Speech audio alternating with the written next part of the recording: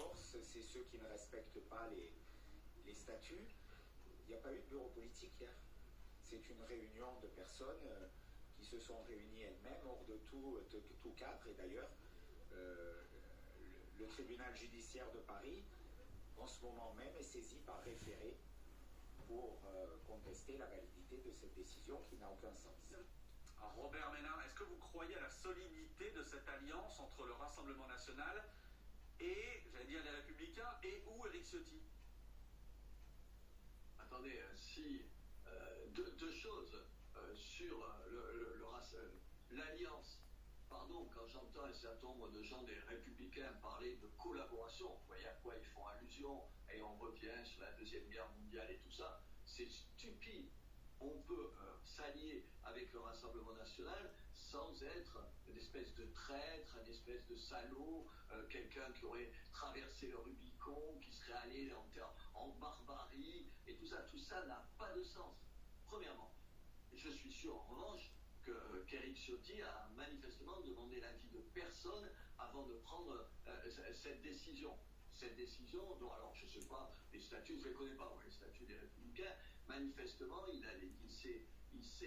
s'est contrefoutu de tout un tas de règles. Vous ne pouvez pas décider un truc comme ça tout seul, ça me semble vraiment impossible. Mais ça, c'est l'affaire des Républicains. Ensuite, sur la solidité de cet accord, il y a deux niveaux.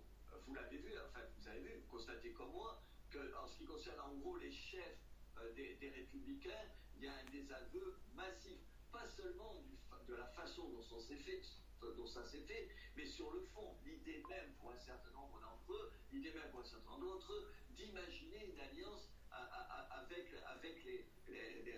le Rassemblement national. Et même là, il y a des nuances. Quand j'entends M. Larcher qui, c'est le traditionnel ni Rassemblement national, ni LFI, j'entends aussi François-Xavier Bellamy qui dit mon premier adversaire, c'est la France insoumise. Ça veut dire qu'ils ne sont même pas d'accord avec eux. La question, moi, que je poserais, si j'avais l'occasion de discuter avec M. Ciotti, avec Éric Ciotti, mais je n'ai pas parlé avec lui, je lui dirais, mais attends, sur l'immigration et sur l'insécurité, tu peux t'entendre avec le Rassemblement national, parce que vous avez tellement, vous, les Républicains, changé de position là-dessus et vous êtes tellement rapprochés du Rassemblement national qu'aujourd'hui, honnêtement, c'est comme ça, il y a à la loupe, on voit les différences.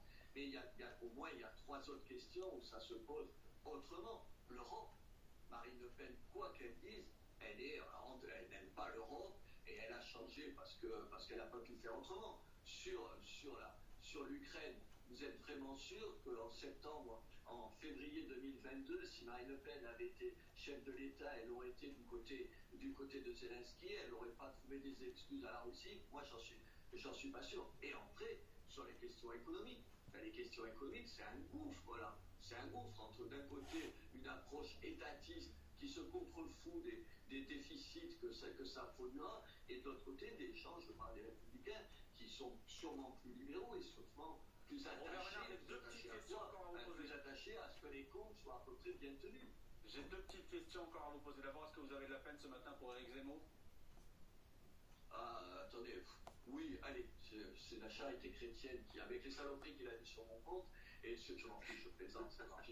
Après, la dureté qui est la sienne. Moi, j'étais ami avec Éric, c'est pour ça que je le dis sur ce ton-là. J'étais ami avec lui, je l'ai même aidé au début quand il a voulu lancer sa campagne. Mais